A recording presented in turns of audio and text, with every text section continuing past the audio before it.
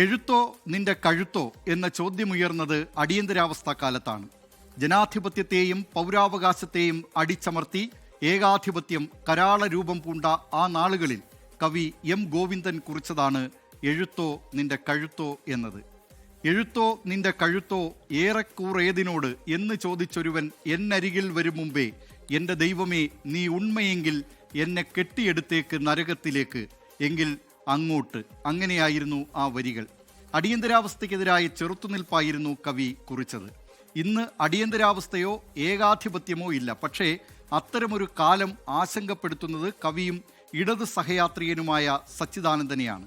മൂന്നാം ഊഴത്തിനൂന്നി പ്രചാരണം നടത്തുന്ന CPIM-ന് തിരിച്ചടിയായി സച്ചിദാനന്ദന്റെ വാക്കുകൾ. പരാമർശത്തിന് പിന്നാലെ സാംസ്കാരിക രംഗത്ത് ചേരിപ്പോരായി. കാണാം സ്മിത ഹരിദാസ് തയ്യാറാക്കിയ റിപ്പോർട്ട്. ബംഗാളാണ് കവി സച്ചിദാനന്ദൻ ചൂണ്ടിക്കാട്ടുന്ന മുൻ അനുഭവം. തുടർഭരണം പാർട്ടിയെ നശിപ്പിക്കും.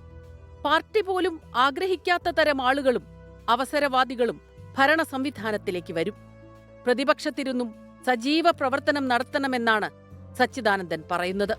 അത് ഏത് പാർട്ടിയായാലും തുടർച്ചയായിട്ടുള്ള ഭരണത്തിൻ്റെ ഏറ്റവും വലിയ കുഴപ്പം അത് കൂടുതൽ അഴിമതിയിലേക്ക് നയിക്കാം, അധികാര കേന്ദ്രീകരണത്തിലേക്ക് നയിച്ചേക്കാം, ഞങ്ങൾ അജയ്യരാണെന്നുള്ള തോന്നലിലേക്ക് നയിച്ചേക്കാം. അത് പാർട്ടികൾക്കുണ്ടാകേണ്ട വിനയം, ജനങ്ങൾക്ക് മുമ്പിലുള്ള വിനയത്തെക്കുറിച്ചാണ് ഞാൻ പറയുന്നത്. അത് ഇല്ലാതാക്കുന്നതിന് കാരണമാകാനുള്ള ഇടയുണ്ട്. തോൽപ്പിച്ചും തകർത്തും ഇടതുപക്ഷത്തെ സഹായിക്കാൻ ശ്രമിക്കുന്നവർ എന്നായിരുന്നു സാഹിത്യ അക്കാദമി വൈസ് പ്രസിഡന്റും എഴുത്തുകാരനുമായ അശോകൻ ചെരുവിലിന്റെ വിമർശനം.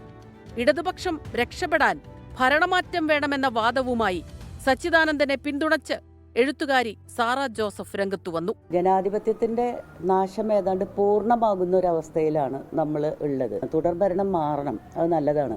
കേരളത്തെ സംബന്ധിച്ചിടത്തോളം ഏകാധിപത്യ പ്രവണത വളരെയധികം രൂക്ഷമായ ഒരു കാലഘട്ടമാണ് കടന്നുപോയത് എന്ന് നമ്മൾ കാണുന്നുണ്ട്. സച്ചിദാനന്ദനെ വിമർശിച്ചും അനുകൂലിച്ചുമുള്ള സാംസ്കാരിക പോരിന്റെ പ്രതിഫലനം രാഷ്ട്രീയ രംഗത്തുമുണ്ടായി.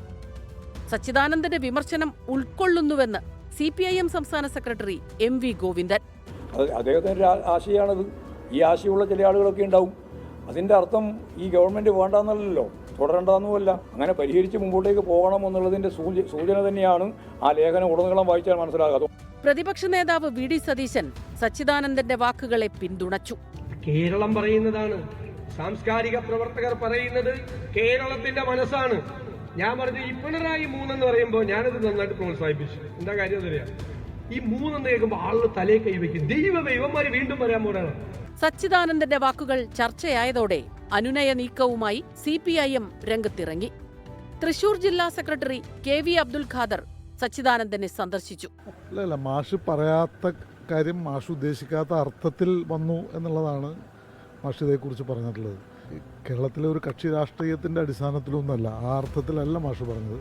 വിശാലമായൊരു താത്വിക തലത്തിലാണ് മാഷ് പറഞ്ഞത്. അടിയന്തരാവസ്ഥ കാലത്തെ മാധ്യമപ്രവർത്തകരെയും എഴുത്തുകാരെയും കുറിച്ച് BJP നേതാവ് LK അഡ്വാനി ആവർത്തിക്കുന്ന പരാമർശമുണ്ട്. അധികാര കേന്ദ്രങ്ങൾ കുനിയാൻ പറഞ്ഞപ്പോൾ ഇഴഞ്ഞവരെന്ന്. പുതുകാലത്തിൽ താൻ ആ ഗണത്തിൽപ്പെടുന്നതല്ലെന്ന് ഓർമ്മിപ്പിക്കുകയാണ് സച്ചിദാനന്ദൻ. അടിയന്തരാവസ്ഥ കാലത്ത് രാജനെ മർദ്ദിച്ചു കൊന്നവരെ വെറുതെ വിട്ടപ്പോൾ നീതിയുടെ വൃക്ഷമെന്ന കവിത എഴുതിയിരുന്നു സച്ചിദാനന്ദൻ. അതിൽ ഇങ്ങനെയുണ്ട്: വെട്ടേറ്റുപാടുന്ന നീതിയുടെ വൃക്ഷമേ, ഒരിലയിൽ ഒരു വരിയെങ്കിലും എഴുതി കാറ്റിൽ താഴെയിടൂ. ഭീരുവിന്റെ നിശബ്ദമായ ആകാശം ഒരു പെരുമഴയുടെ ശീൽക്കാരം കൊണ്ട് ഭേദിക്കൂ. അതെ, കവികൾ അങ്ങനെയാണ്. അവർ വ്യവസ്ഥിതികളെ ഭയപ്പെടുന്നില്ല. അവർ ദീർഘദർശികളായി തലയുയർത്തി നിൽക്കുന്നു. ജനാധിപത്യ വ്യവസ്ഥയിൽ ജനമാണ് വലുത്. കവിയുടെ നിലപാടിന്റെ ശരിതെറ്റുകളും ജയപരാജയങ്ങളും കാലം നിർണയിക്കട്ടെ. സ്മിത ഹരിദാസ്, 24. ലോകത്തെവിടെയായാലും ഏത് സമയത്തും 24 വാർത്തകളും ഓഗ്മെന്റഡ് റിയാലിറ്റി പാക്കേജുകളും എക്സ്പ്ലെയിനറുകളും വിശദമായി കാണാൻ ഞങ്ങളുടെ YouTube ചാനൽ നിങ്ങൾക്ക് സബ്സ്ക്രൈബ് ചെയ്യാം.